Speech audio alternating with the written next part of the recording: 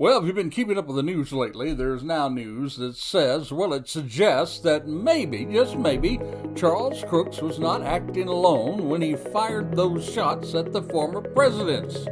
Shots that put the world on pause. Well, we're going to talk about that and a whole lot more on this episode of Charlie Crime Buster. Yep, it's what some people are calling, or they're calling it the fastest minutes in podcasting.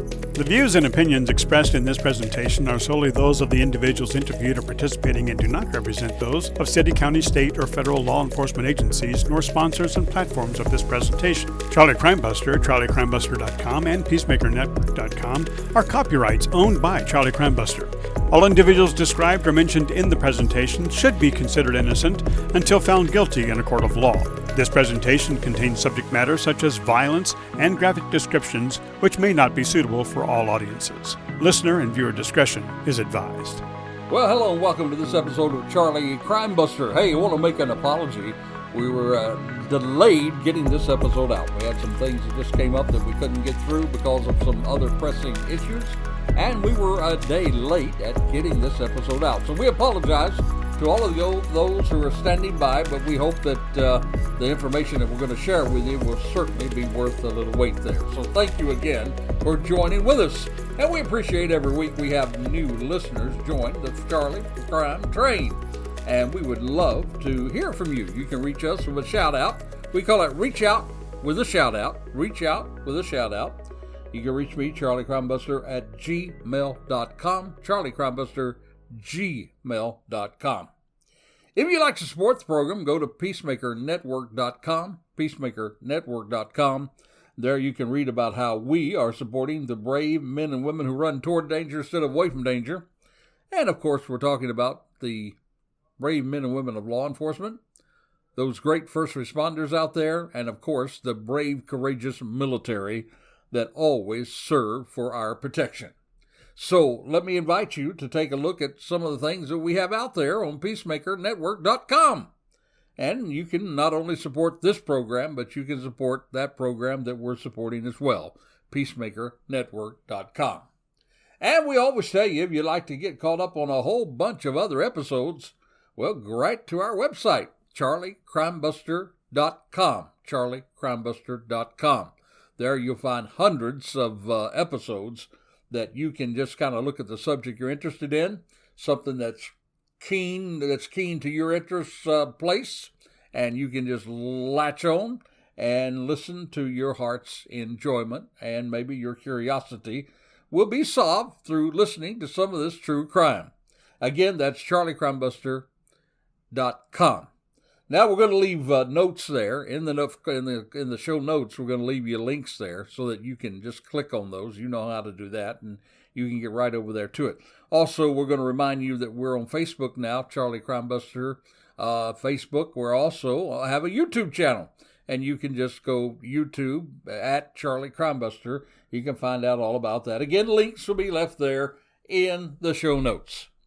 So now we're going to get down to our subject today. You see, there are some people that are suggesting that maybe this assassin that took that shot on July the 13th this summer at the former president may not have been the lone gunman that most of us believe. Well, we're going to look into that on today's podcast. But yet now there's more information to share regarding the shooting of the former president. Did you know the thing about political assassinations? Well, there always appears to be more than meets the eye.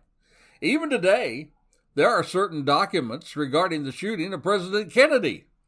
Back in the 60s, if you please. The 1960s, that is. Back in the 60s, there are still documents now about that assassination that has not yet been released to the public. They're held back as classified documents.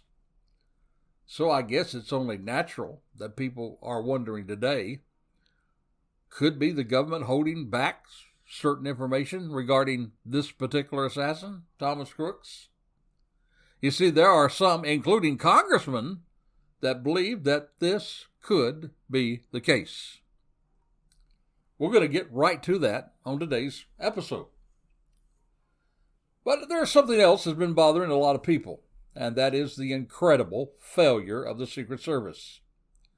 Some people are wondering, why hasn't someone been fired for this tragic coverage? Well, that was described by one sheriff in the local area. He described it as a quote-unquote circus. That wasn't in a positive light. That was in a negative light. Well, my friend, according to reports now, well, there's at least a little movement by the Secret Service going in the direction of holding some people accountable. Because we know now that there's at least five of those people with the Secret Service that were in charge that day have been placed on administrative duty. That's according to two sources that are very familiar with the situation. Now, these 5 officials, from the best that we can find in researching this, they are still working. But hold on, they're not allowed to be involved in anything operational, especially including security planning. That's what sources actually said to ABC News. Now, the Secret Service Office of Professional Responsibility. That's a big sentence, isn't it? Secret Service Office of Professional Responsibility. You know, that's just a lot of big words, my friend, for internal affairs. You know, you watch enough crime on TV. You know what internal affairs is. It's taking a look on the inside of what's happening internally of the organization. But according to a lot of people, the Secret Service Office of Professional Responsibility, their Internal Affairs Bureau, well, according to them, this investigation, particularly about who did what, has been intensifying. Now, while these investigations has in the past focused on failures, miscues, and planning up to the Butler rally, we now know that they are looking at a number of other issues, including the number of intensified threats against former President Trump by Iran. And they're not only looking at the number of those threats, but they're now looking at what did the agency do security-wise in response to that new intelligence. And of course, we've already heard back again from the agency on those words that they so often give in these situations, quote unquote, "We hold our personnel to the highest professional standards." You hear that a lot, don't you? Even in police shootings today, and when police officers, when that badge gets tarnished, and sometimes police officers go bad, just like any other vocation or profession, you always have some bad apples, don't you? So when those bad apples go bad, you always hear that phrase, "We're going to hold our personnel to the highest professional standards." Well, that's what they're saying. And they're not commenting any further. Hey, by the way, something else that you might be interested in. If you remember when this first happened, they were saying that President Trump would be not allowed by the Secret Service to hold any more outside rallies. Well, we now know that the U.S. Secret Service has made arrangements. Yep, they have made arrangements for Trump to resume the outdoor campaign rallies. But, you know, they're going to take care of him the best they can. They even added something to it. They say now they're surrounding his podium with bulletproof glass.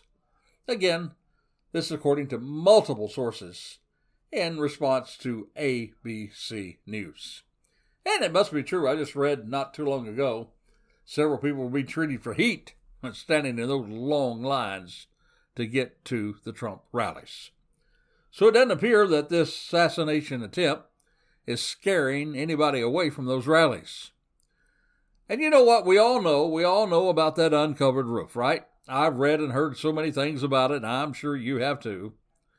Who is to blame? Everybody's asking. Why was it not covered? Well, let me tell you what somebody else said about it. This is Pennsylvania State Police Commissioner, a guy by the name of Christopher Paris. He, among others, was giving testimony. And he testified that 2 local law enforcement officers had left the building with vantage points overlooking the roof where Crooks was. where Crooks actually took aim at the former president before he fired the shots. They said that there were 2 people who actually left the area where they could have seen him. But local district attorney later said the building was never really unmanned. You see, Paris, he said that 2 officers of the Butler County Emergency Service Unit, that's again just fancy words for another sniper team capabilities, a tactical force with sniper capabilities. He said that they left their post to go look for Crooks, that suspicious individual. And they alerted other law enforcement that that person was Crooks. But wait a minute, hold on. Don't go so quick. Because just right after that, Butler County DA, he disputed that testimony. And he said, nope, only one of those ESU officers left the building, briefly, to search for Crooks. And then he said that both of these officers were moving within the building, attempting to keep eyes on Crooks. He said one of the officers observed Crooks sitting on a picnic table in front of the building. He noticed him from his location there on the 2nd floor of that building. He saw Crooks sitting there at a picnic table down below him. But then he said Crooks ran off, and listen to this. Yeah, I want you to hang on to this next word, 3 words. He ran off carrying a backpack. Remember those words, okay? So at this point, Butler County DA Richard Golinger says that one officer ran out of the building attempting to keep the eyes on Crooks until another law enforcement arrived. But he said the other officer remained in the building. He went on to say that the officer ran out of the building to try to locate Crooks, could not. He then returned to the building, but right when he did, both officers then heard all those terrible, terrible sounds, shots fired, and the world stood still. Now, Goldfinger, he said that neither officer, Mr. Golinger said that neither officer could see Crooks on the other building. And that was all due to a visual angle that they had from their location to Crooks' location. So there was indeed a slanted roof. You remember all about that, when the former director of the Secret Service, when she literally got laughed off the stage almost because saying, well, we didn't have anybody on the roof because it was a slanted roof. Remember that? Yep. I'm sure you do. I remember it. I thought it was the most idiotic statement I could imagine. You're not going to put somebody on the roof because it's slanted. Well, a lot of other roofs were slanted. You had sniper teams on those roofs. Why didn't you have somebody there? But the fact that it was slanted, it did deter the visual angle that these Butler County guys had when they were looking from their window. So here we have the DA saying one thing and the Pennsylvania State Police saying another thing. And the Pennsylvania Police said, well, we're going to stand by our testimony. So in one of the testimonies says both of the officers left, but the local boots on the ground, who certainly should know better than anybody else, the people in the agency themselves, said no, only one person left. They both came back, but unfortunately, when they came back, it was too late. But my friend, here is the rugged truth. Regardless of who left the roof, there should have been a police presence on top of it. Come on now, folks. Anybody knows that.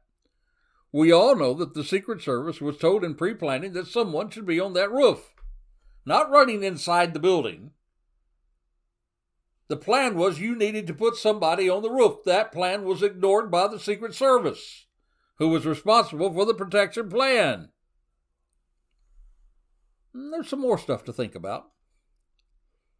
And that other thing is what we started out talking about at the beginning of the program. Was he a lone wolf? Did he do this all by himself? Or were there other people involved? Is there a possibility that others were connected to this shooter?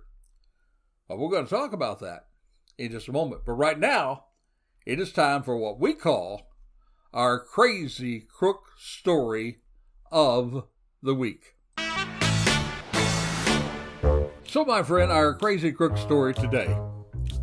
If you're a crook and you need to rob a place of business, just maybe, I don't know, maybe you ought to think about the type of business you want to rob. and how you want to rob it.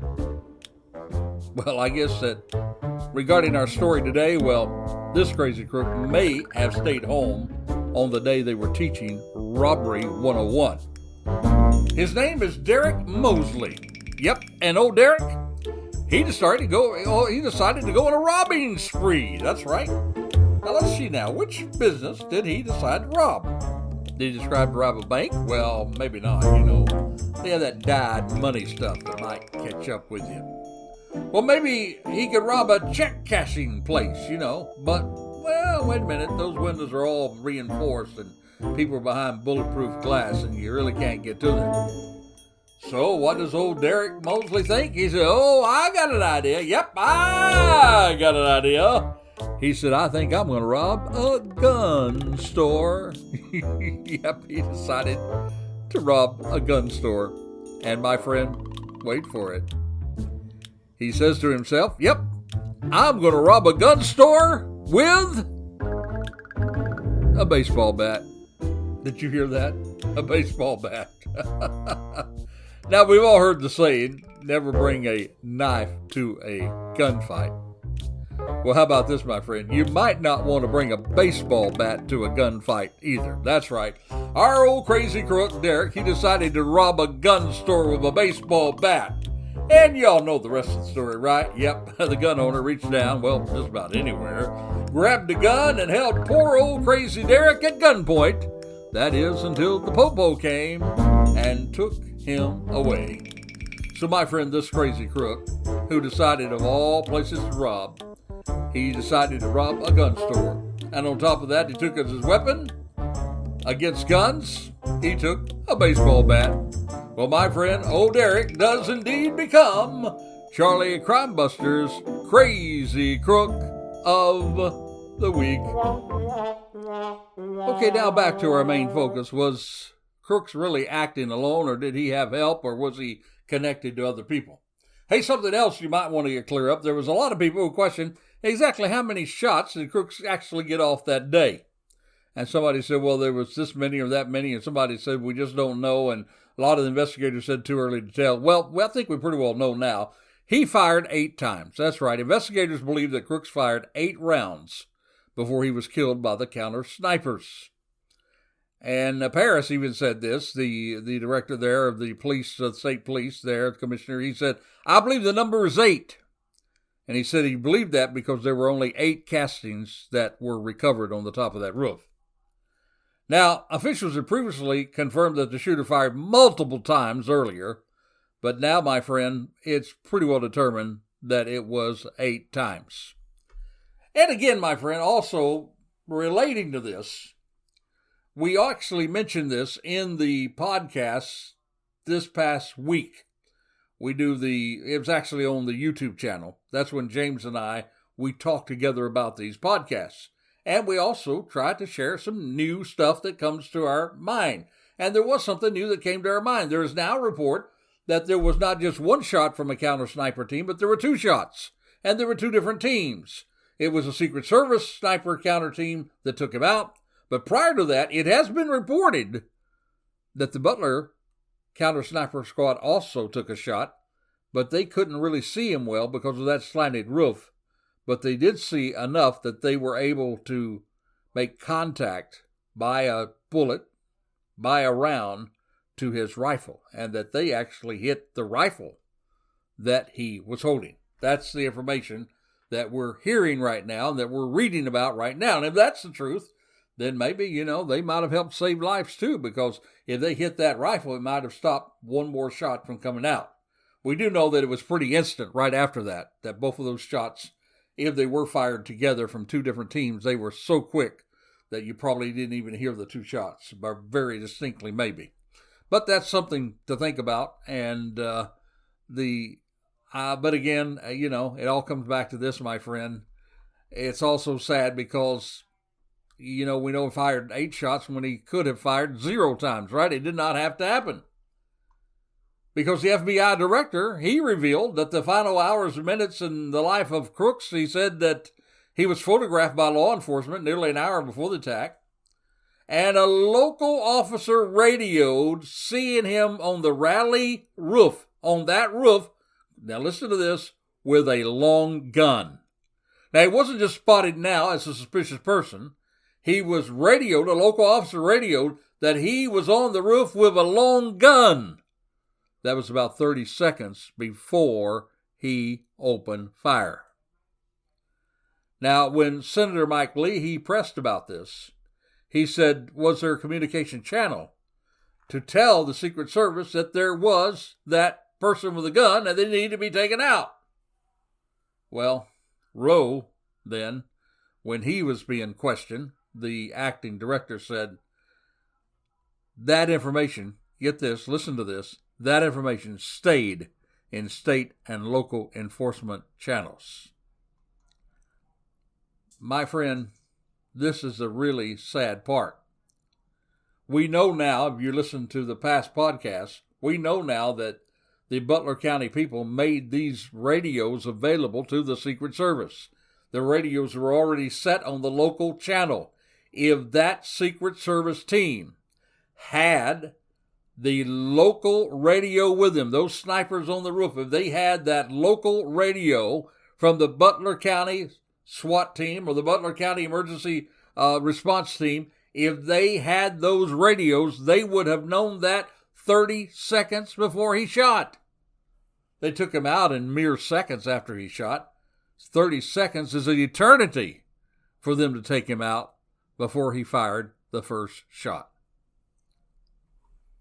And again, you know, something else that bugs me a little bit about this, and I got to share it again because it's just devastating that nobody really moved on this guy quicker. We know he was checking it out. Actually, we know now that he visited that farm show site on July the 7th. July the 7th, didn't shoot to the 13th. The very day after he registered for the rally, he actually went and checked this place out. Only 4 days after the rally was announced, he was visiting it. On the morning of the 13th, on the morning before all the grounds started opening up, he was there at the rally grounds for 70 minutes. Later that day, he returned to his house, got a rifle from his father, bought ammo, and went back to the rally site, telling his family he was going to the club. And boy, then this is what really drives me up a wall, my friend. At 3:51, now write this down in your mind. Don't have to literally take a pen, but write it down in your mind. 3:51, this is 4 o'clock. You know, everything's getting ready for the rally to start. People are there, coming in. Crowds are there. 3:51, almost 4 o'clock. Crooks flew a drone, 200 yards from the ground, live streamed it, 11-minute flight. Hey, you got somebody flying a drone around a place where the president's going to be speaking? Wouldn't you think you would be checking him out? Nope. Didn't happen. Didn't hear it over the radio because they refused to get the radios even though they were available to them. You know, something else that has always puzzled me, I don't know about you, but it's always puzzled me on why it was or how in the world did he get to the roof with a long gun without more people seeing him with a rifle? Did he hide it beforehand? And if so, why didn't authorities find it? If so, where? Now, according to the Secret Service, from everybody there was almost 4 counter sniper teams around there, 2 from the agency, 2 by law enforcement. And it was, you know, many people said that he bought that brought that AR-15 rifle there from his father, and his father bought it legally, although we don't know when. But now get this, listen to this. This is really important. That gun had a collapsible stock. In other words, you could collapse it.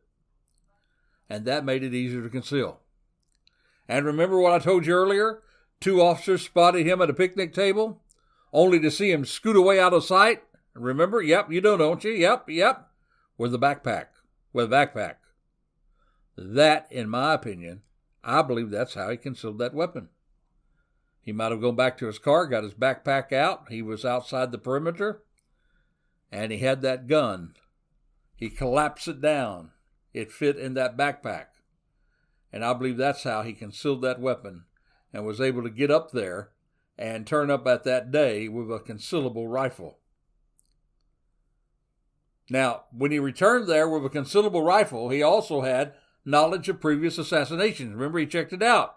He also had a rangefinder, 2 bombs, and a detailed information on the layout of that area. My friend, he came there prepared, you know. He came there prepared. Yep.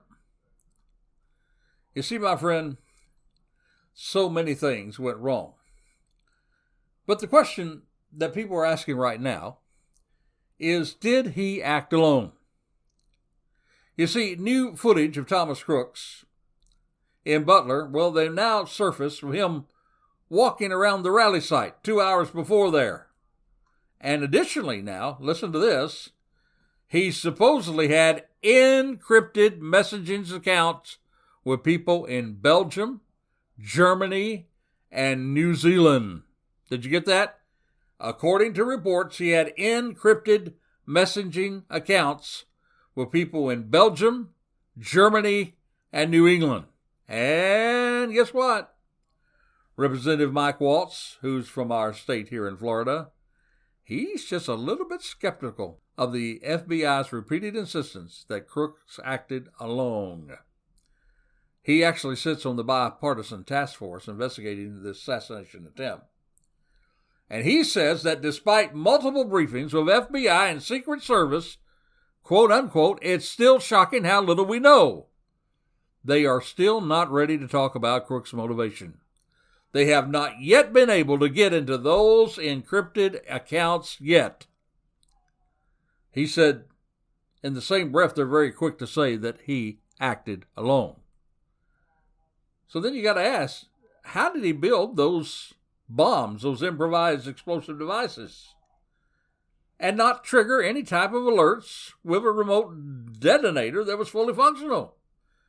How was he able to establish encrypted accounts? I don't know how to start an encrypted account, do you? How did he do it, and why, and what were they doing with those accounts? He further noted that Pakistan, an illegal alien who entered the country, well, he was arrested for plotting an attempt on Trump's life in behalf of Iran, up to the point that he put down a down payment on hitmen, was recruiting spotters, and was recruiting protesters at a distraction. All of this going along, and yet no connection between Crooks and this guy by the name of Merchant? Yep, Waltz, he remained a little skeptical. He said, I do not see how they are coming to that conclusion so quickly, given that in the same briefings they're saying we still do not have much information on him. Now, Representative Corey Mills, he's also been doing his own independent investigation. He has stated that we have determined that we have waited so long that the idea of determining and making it distinguishable from gross negligence and criminal negligence, he said, well, we spent so much time on that, purposeful intent is going to be almost impossible. So, what say ye? I don't think we know enough to say for sure that he was acting alone. People have said that, and it could well be. I mean, all the information we have now says that he's acting alone. But let's not say it out there with real conviction until we know for sure. Let's find out about those encrypted accounts. Let's find out if there's anything there. If there's more to it, if you please. It may be that there's not anything there. But we will not know until we look, will we? So once we find out what those encrypted accounts are about, it might change this story dramatically. Not saying that he did have connection, but saying that all of the rocks have not been picked up yet. Any investigator, and I've done in criminal investigations, and over and over you're taught in criminal investigations, look under every rock. The question is, have we, in relation to this assassination, have we really looked under every rock? I don't know. I don't think we have. Not saying that he did act in connection, but I'm saying that it's too early to say that without a shadow of a doubt until we look under those other rocks. Well, this is Charlie Crimebuster. Thank you for joining us for this edition of Charlie Crimebuster when we talk about the lone wolf gunman, and we ask the question, was he a lone wolf or was he connected? Hey, don't forget to join us this week as James and I talk about this episode. We got a lot of things to talk about there. We'll pick it back up. If you'd like to ask questions, be included in that discussion coming up in a few days, email me, charliecrimebuster@gmail.com, charliecrimebuster@gmail.com. Till this time next time, this is Charlie Crimebuster reminding you, stay safe, stay alert. Yep, for the life you save, it may be your very own. You have been listening to Charlie Crimebuster. You can find additional podcasts at charliecrimebuster.com. You can also support our first responders, military, and law enforcement communities at peacemakernetwork.com. Or subscribe to our YouTube channel using tag @CharlieCrimebuster.